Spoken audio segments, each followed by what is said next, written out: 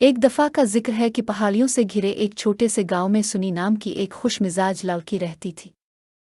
सुनी को बाहर खेतों में खेलना, परिंदों को उड़ते देखना और अपने चेहरे पर नरम हुआ का झोंका महसूस करना पसंद। लेकिन एक दिन कुछ अजीब वाक़या हुआ। अपने खेत के बीच में सुनी ने देखा कि एक छोटा सा चमकदार बीज जमीन पर पड़ा है। ये कंकर से बड़ा नहीं था और ऐसा लगता था जैसे सूरज की रोशनी में चमक रहा हो।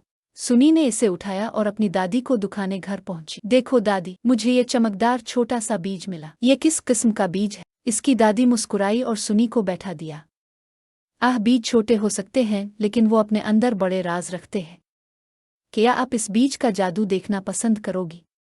सुनी की आंखें खुशी से फैल गईं। हाँ, बड़ा मेहरबानी। दादी ने बीज को मिट्टी से भरे एक छोटे से बर्तन में रखा।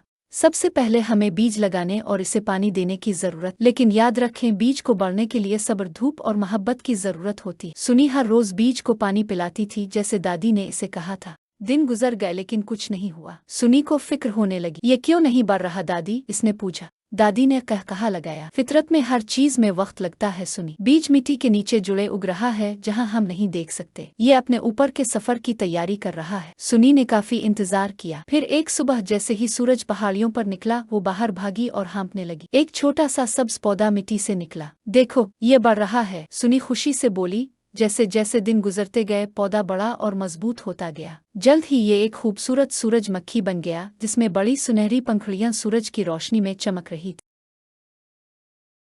दादी सुनी को देखकर फख्र से मुस्कुराए। तुमने देखा सुनी, हर बीज में कुछ शानदार बनने की ताकत होती है। इस फूल की तरह अब भी देखभाल, सब्र और मोहब्बत से बढ़ेंगे। बीज हमें सिखाते हैं कि छोटी से छोटी चीजें भी बड़ी और खूबसूरत चीज बन सकती हैं।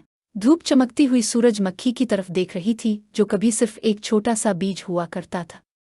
इस दिन से वो जानती थी कि थोड़ी सी देखभाल और बहुत ज्यादा सब्र के साथ बागात और जिंदगी दोनों में शानदार चीजें उग सकती है।